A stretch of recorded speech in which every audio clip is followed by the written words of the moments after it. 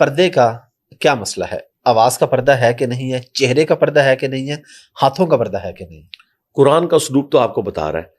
امہات المومنین کو کہا گیا ہے کہ آپ نے سورۃ الاحزاب سورہ نور پڑھ کے دیکھیں, آپ نے اس طریقے سے لچھے دار انداز میں گفتگو بھی نہیں کرنی. پردے میں بھی جو لوگ عورتوں کے اس طرح کے پردے کے قائل نہیں, وہ امہات المومنین کے پردے کے قائل ہیں. قرآن میں آیا کہ وہ جو تمہاری مائیں ہیں انہوں نے بھی اپنے بچوں کے ساتھ جو آنری طور پر النبی اولا بالمؤمنین من انفسہم وازواجہم امہاتہم, لچھے والے انداز کے اندر, لچھے دار انداز میں گفتگو نہیں کرنی, کہیں کسی کے دل کا روگ کوئی ایکٹیویٹی پرفارم نہ کرے. کس کے ساتھ؟ ماں کے ساتھ, جو آنری طور پر ماں ہے. بالکل. تو باقی تو پھر شاہی کوئی نہیں نا. یعنی عورت کی گفتگو اس طرح کی نہیں ہونی چاہیے. اس سے آپ کو عورت کے آواز کے پردے کا پتہ چل گیا. ہم نہیں کہتے کہ عورت مرد سے گفتگو نہیں کر سکتی, یعنی عورتیں جب بازار جاتی ہیں سودا صرف لینے کے لیے تو مردوں سے گفتگو کرتی ہیں, بالکل جائز ہے, کر سکتی ہیں, لیکن لچھے دار انداز میں نہیں ہوگی, ایسے انداز میں نہیں ہوگی جس میں ان کی آواز کی اٹریکشن کی طرف وہ ہوں. لیکن یہاں دیکھنے کو یہی آیا کہ عورتیں اپنے خامنوں, اپنی نندوں, ساسوں کی شکایتیں دکانداروں کو جا کے کر رہی ہوتی ہیں, اور دکاندار بھی بیچارے ایک ایک گھنٹہ بیٹھ کے ان کی گپیں سنتے ہیں, حالانکہ انہیں کوئی غرض نہیں ہوتا, اور پھر اسی سے معاملات آگے چلنا شروع ہوتے ہیں. گفتگو کریں لیکن یہ والا معاملہ نہ ہو. باقی عورتوں کا کوئی کام نہیں کہ مردوں کو کوئی درس و تدریس کرے, مرد ہی کریں گے انہیں. سیدہ عائشہ کی مثال دینا بالکل غلط ہے, کیونکہ وہ نبی علیہ السلام کی آئلی زندگی ٹرانسفر کر رہی تھی. ان کے بعد کوئی لیگیسی آگے چلی نہیں ہے کہ کبھی کسی عورت نے مرد کو درس دیا ہو. مرد ہی درس دیتے تھے مردوں کو, اور وہ اپنی عورتوں کو سکھاتے تھے. ٹھیک ہے.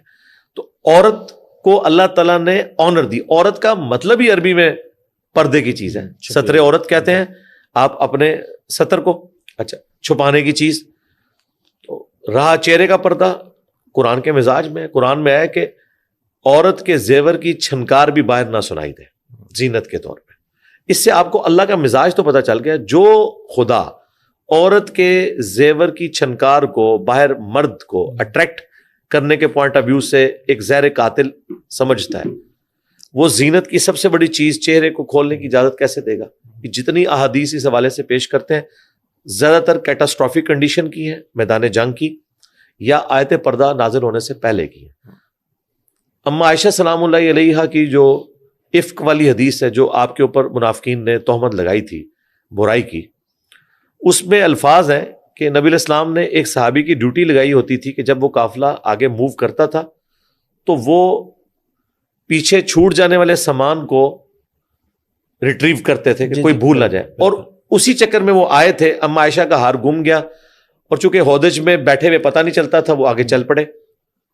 اما عائشہ وہیں پہ بیٹھ گئیں, اور وہ کہتی ہیں میں نے اپنے اوپر یوں پردہ کر لیا, اور مجھے اونگ آ گئی. اسی دوران میرے چہرے سے پردہ ہٹ گیا, اور اس صحابی نے جب وہ سامان کی تلاش میں ہے تو دیکھا میں بیٹھی ہوئی ہوں, تو انہوں نے بلند آواز سے پڑھا انا للہ و انا الیہ راجعون.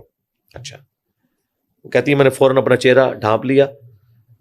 اما عائشہ کے الفاظ ہیں انہوں نے مجھے پہچان لیا کیونکہ آیت پردہ نازل ہونے سے پہلے انہوں نے مجھے دیکھ رکھا تھا. لہٰذا بخاری مسلم کی حدیث یہ بتا رہی ہے کہ اما عائشہ آیت پردہ کے بعد پردہ کرتی تھی, حالانکہ وہ ماں ہے.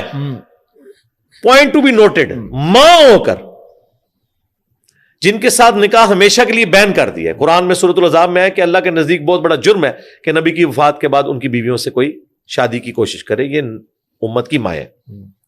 اچھا, اور پھر دیکھیں اس مرد کو اللہ نے کیا آنر دی. اسی مرد کے ساتھ منافقین نے یہ برائی والا معاملہ جوڑا تھا, اور اللہ تعالیٰ نے اسے جوانی میں موت دی. اس کی شادی بھی نہیں ہوئی, وہ کنوارا گیا دنیا سے.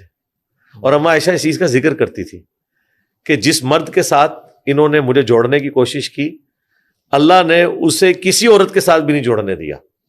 وہ کنواری حالت میں دنیا سے گیا. یہ بخاری مسلم میں موجود ہے. تو سیدہ عائشہ کی حدیث واضح بتا رہی ہے. پھر قرآن میں باقاعدہ ایک تو سینے پہ اوڑھنی لینے کا, جلباب کا ذکر آیا ہے, گھونگھٹ نما, اسی کی ماڈرن فارم یہ برقع ہے. البتہ یہ جو برقع اس سخت نوعیت کا کہ ہاتھوں میں بھی دستانے پہنائے ہوئے, یہ پردہ کو نہیں, یہ غلوف کے درجے میں. ٹھیک ہے, یہ عمومی زینت جو قرآن میں ہے نا, جو کھل جائے خود بخود, ٹخنوں سے نیچے یہ ہاتھ، اس کے اوپر تو قرآن نے قدغن نہیں لگائی ہوئی ہے، لیکن جو چیزیں چھپانے والی ہیں وہ عورت نے چھپانی ہے. اور اس میں برقعے کا کالا ہونا ضروری نہیں ہے، وائٹ بھی ہو سکتا ہے، برقع ہونا بھی ضروری نہیں ہے، بڑی چادر بھی ہو سکتی ہے. ایران میں آپ دیکھیں عورتیں بڑی سی چادر لے کے یوں انہوں نے چادریں پکڑی ہوتی ہیں.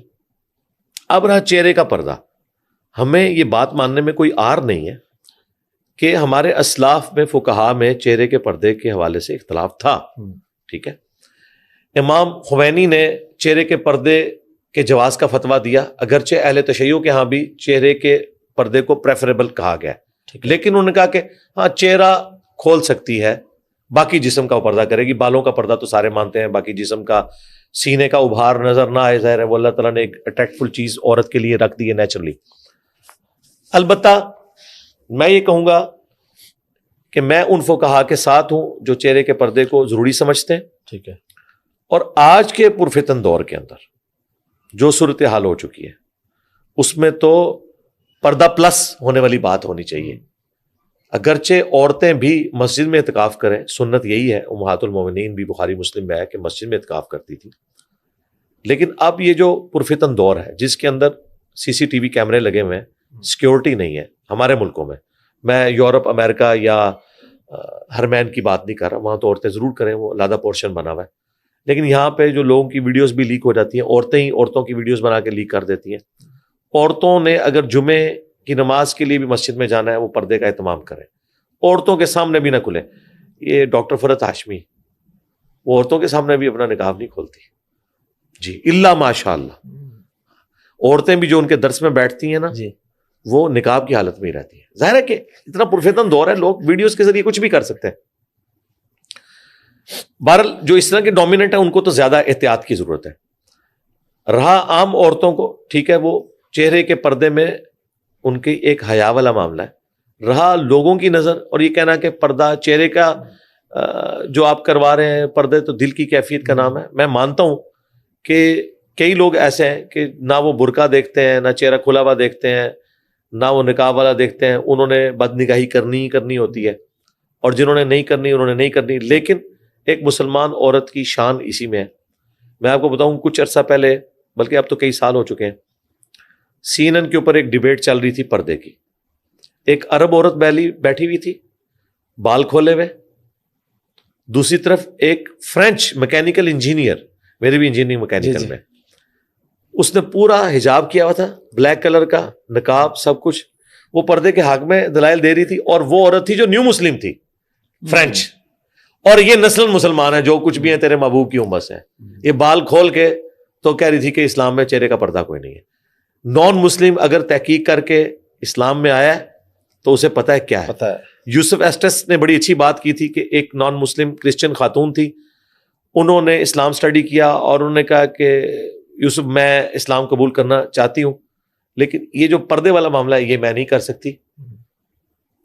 تو وہ کہتے ہیں کہ میں نے اسے کہا کہ تم اسلام قبول کر لو، انشاءاللہ بعد میں اللہ نے توفیق دی تو کر لینا. تو اس نے آگے سے کہا کہ میں نے قرآن سٹڈی کیا ہے، میں نے احادیث پڑھی ہیں، کیا میں اللہ کا یہ والا حکم اپنی مرضی سے چھوڑ کر مسلمان رہ جاؤں گی کہ اپنی مرضی کے حکم کو میں مان رہی ہوں؟ اسلام تو نام ہی ہے سبمٹ یور ول ٹو اللہ، اللہ کے حوالے کرنا اپنی مرضی کو. وہ کہتے ہیں میں اتنا شرمندہ ہوا کہ دیکھو یہ بھی مسلمان نہیں ہوئی، اسے یہ پتا ہے کہ اگر خدا کو ماننا ہے پھر خدا کی بھی ماننی ہے. انہیں کیا پتا کہ یہ پاکستان میں کروڑوں لوگ ہیں جو کہتے ہیں کہ خدا کی ماننے کی ضرورت نہیں، جو کچھ بھی ہے تیرے محبوب کی امت سے. خیر 6 مہینے بعد وہ ایگری کی. یوسف ایسٹس نے اس وقت کہا کہ آپ ابھی کلمہ پڑھ لیں، لیکن اس نے نہیں پڑھا. شرعی مسئلہ وہی ہے جو یوسف ایسٹس نے بتایا جی، کیونکہ زندگی موت کا پتہ نہیں. جی بالکل، ہاں یہی ان کو کہنا چاہیے تھا.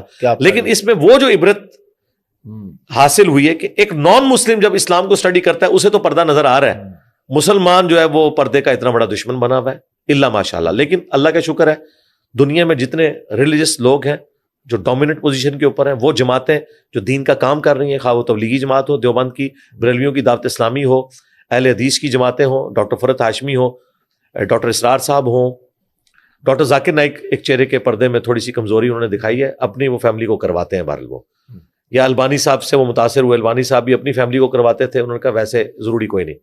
باقی تو اوور آل کلچرل مسلمانوں میں نسل در نسل یہ چیز چل رہی ہے، اور میں اسی موقف کے ساتھ ہوں کہ چہرے کا پردہ ہونا چاہیے. میری وائف شادی سے پہلے نہیں کرتی تھی، تو میں نے شادی سے پہلے ہی شرط رکھی تھی. اور جن لوگوں کو شوق ہے نا ان کی بیویاں پردہ کریں، یہ سارے معاملات شادی سے پہلے طے کرنے چاہیے. شادی کے بعد اگر آپ زبردستی کرنے کی کوشش کریں گے تو بعض اوقات اختلاف اس لیول پہ بڑھ جاتا ہے کہ علیحدگی ہو جاتی ہے. تو آپ ایسی جگہ پہ ہاتھ ہی نہ ڈالیں جو آپ کے مزاج کے لوگ نہیں. یہاں کئی مذہبی لوگ ہیں، ہاں وہ لوگ جو بعد میں یعنی ایک ریلیجن کے راستے پہ آئے ہیں وہ اپنی بیویوں کو پھر سپیس دیں، کیونکہ ان کی بیویوں نے اس وقت ان سے شادی کی تھی جب وہ اس طرح اپنے کریکٹر سے منوائیں. کچھ عرصہ گزرے گا، امید ہے انشاءاللہ تعالیٰ قبول کر لیں انشاءاللہ.